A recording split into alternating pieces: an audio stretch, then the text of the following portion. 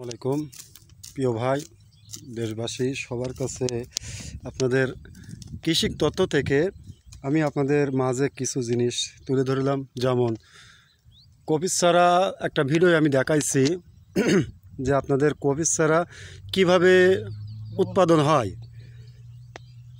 এখন আমি যে ভিডিওটা দেখাচ্ছি এটা হচ্ছে কপিস চারা রুলি কী হয়, কিভাবে রোপণ করা যায় এ বিষয়ে আপনাদের মাঝে আমি তুলে ধরার চেষ্টা করছি। তবে হ্যাঁ, কথা না বাড়িয়ে আমি আপনাদের মাঝে তোলার জন্য চেষ্টা করছি। আসসালামু আলাইকুম মর্জান সাহেব, কেমন আছেন? আসসালামু আলাইকুম। ওয়ালাইকুম আসসালাম রহমতুল্লাহি ওয়া বারাকাতুহু। মর্জান সাহেব, এখানে কি হচ্ছে? এটা কফি রোপণ হবে। কপিস চারা রোপণ করবেন তাই?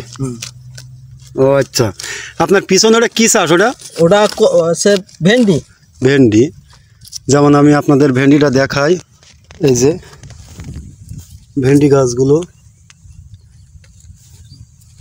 এই চাষিরা অবশ্যই পাশেই আছে।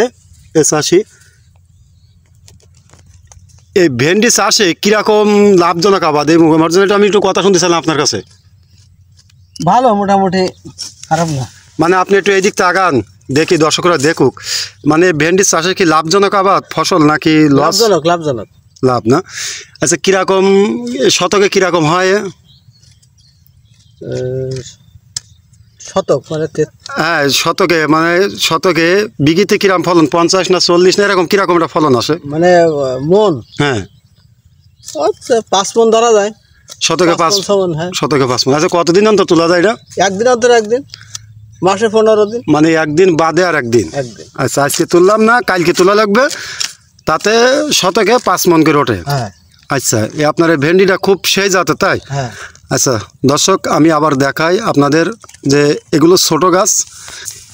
এই যে ভেন্ডি গাছগুলো এরকম উঁচু হয়, ছোট চারা আপনাদের দেখাচ্ছি। আবার আমি এই যে গাছগুলো এমন উঁচু, গাছের ফুলগুলো সেই সুন্দর। যেমন মানুষ বলে যে ফুলের ভালোবাসা, এই সেই ফুল।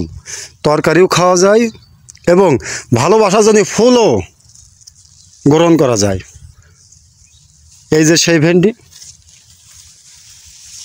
ভেন্ডিগুলো গাছে অনেক সুন্দর হয়। এই যে